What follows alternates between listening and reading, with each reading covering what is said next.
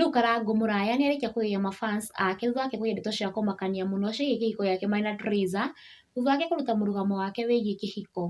Nĩ ndũmĩrĩri arĩkia kũrekeria kũgerera mũtambo-inĩ wake wa Facebook na gũtigĩra mafans mwaro marute mawoni mao. But mafans kana Akenya nĩmoneka kũrakario nĩ Karangũ mũno, aingĩ makĩmũria hihi kana ũmũthĩ nĩguo amenya ndeto ĩno, ngĩmũ quote ũrĩa andĩka page-inĩ yake ya Facebook. The reason why a ring is put on a left hand is because marriage is not always right. Post ĩno nĩ ĩtũmĩte rũrenda rwa Facebook rũhiũhe mũno makĩria, aingĩ a mafans magĩtĩka thĩinĩ wa comment section ũmwe thutha wa ũrĩa ũngĩ, magĩkũmithia Karangũ nĩ ndeto ĩno, na oho makĩmũragia ciũria nyingĩ ciĩgiĩ kĩhiko gĩake na Carol Kimwe and Traizer.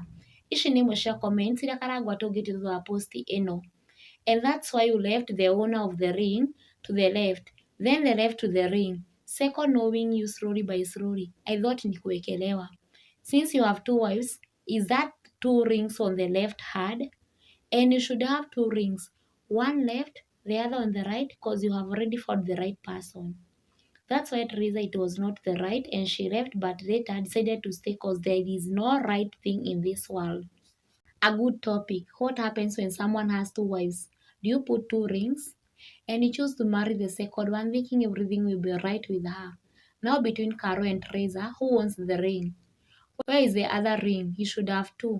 One on the left, because marriage is not always right, and the other on the right, because you found the right one for marriage. Poor thinking and reasoning coming from someone who claimed to know God. For your information, marriage is right and ordained from heaven. Hadi sasa wewe with two marriages, si uvae hadi mguu basi. Advice sasa wataka tuolewe wawili wawili, too bad. Hiyo yako afadhali utoe, ulimaliza its meaning, ama ukae tu nayo ya urembo. Ungetumia hiyo akili ungesema SHA inafanya kazi. Najua uko na mengi lakini huna wa kukuelewa, ambia Mungu.